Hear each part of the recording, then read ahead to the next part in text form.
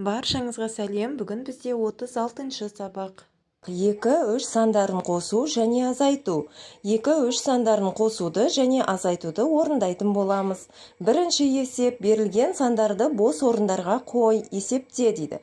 5, 6, 8 деген сандар берілген екен, соларды мында астында тұрған мысалдардағы бос орындарға қойып шығамыз. Міне 5-ті қойдық бірінші, 5-ке 2-ні қосамыз. Тең 7 болды.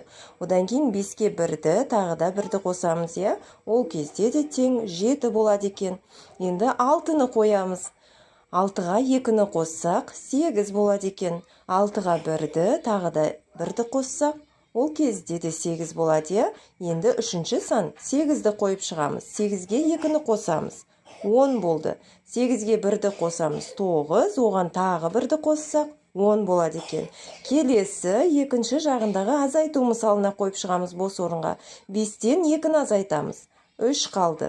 5-тен 1-ді азайтамыз, 4, одан тағы да 1-ді азайтсақ, 3 қалады екен. Енді 6-ны қойып шығамыз, 6-дан 2-ні азайтсақ 4, 6-дан 1-ді азайтсақ 5, тағы 1-ді азайтсақ 4 қалады. Солай 8-ді де қойып шығамыз. Келесі нұсқасын қарап шығайық. 4, 5, 7 деген сандарды қою керек екен бос орынға. 4-ке 3-ті қоямыз. 4-ке 3-ті қоссақ 7 болады. 4-ке 2-ні қоссақ 6, оған тағы 1-ді қоссақ 7 болады. 4-ке 1-ді қосамыз 5, оған 2-ні қоссақ 7 болады екен. Енді азайтуға қойып шығамыз 4-ті.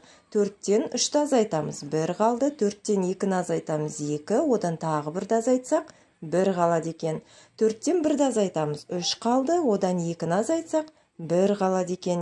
Енді 5-ті қойып шығамыз. 5-ке 3-ті қосамыз, 8 болды. 5-ке 2-ні қоссақ 1, оған 5-ке 2-ні қоссақ 7, оған тағы 1-ді қоссақ 8. Осылай 5-ті, одан кейін келесі 7 санын бос орындарға қойып, мысалдарды орындап шығамыз.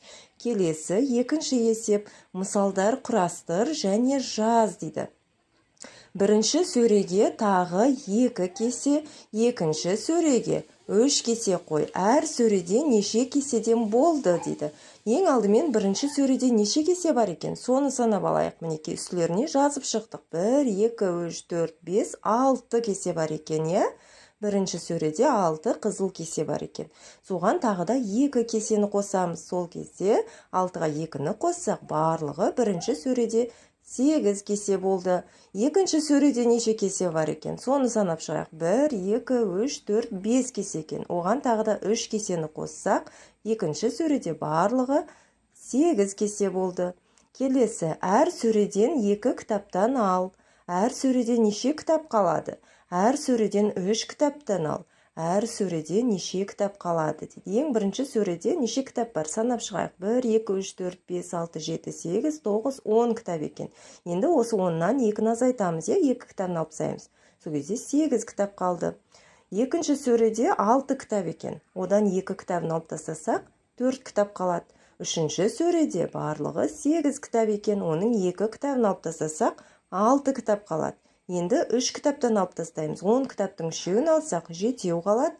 6 кітаптың 3-еуін алсақ, 3 кітап қалады. Үшінші сөредегі 8 кітаптың 3-еуін алып тастасақ, 5 кітап қалады екен. Мінекей әр сөредегі кітаптардың санын санап алып, олардан алдымен 2 кітаптан алып тастадық, одан кейін 3 кітаптан алып тастадық. Келесі үшінші есеп: бос орындарға тиісті сандарды жаз дейді. 5-ке 3-ті қосамыз, тең 8 деп көрсетіліп тұр. Енді бос орынға мұнда 5 тұр және 8 тұр. 5 тең 8 дейді. Нешеге 5-ті қосқанда 8 шығады. Үстінде тұрған 3-ті қоса саламыз, жаңа бірінші мысалдағы сияқты. Тек орындар ауысты, бұл жерде. Біріншісінде 5 қосу 3 болса, бос орында жазсақ 3 қосу 5 болады. Сонда да қосындының мәні өзгермейді, тең 8 шықты. Енді 8-ден 3-ті азайтсақ 5 қалады екен. Ал 8-ден 5-ті азайтсақ 3 қалады екен.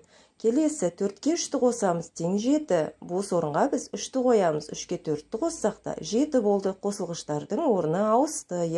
Қосындының мәні сол күйінде қалды. Осылай әр бос орынға тиісті санды қойып есептеп алайық.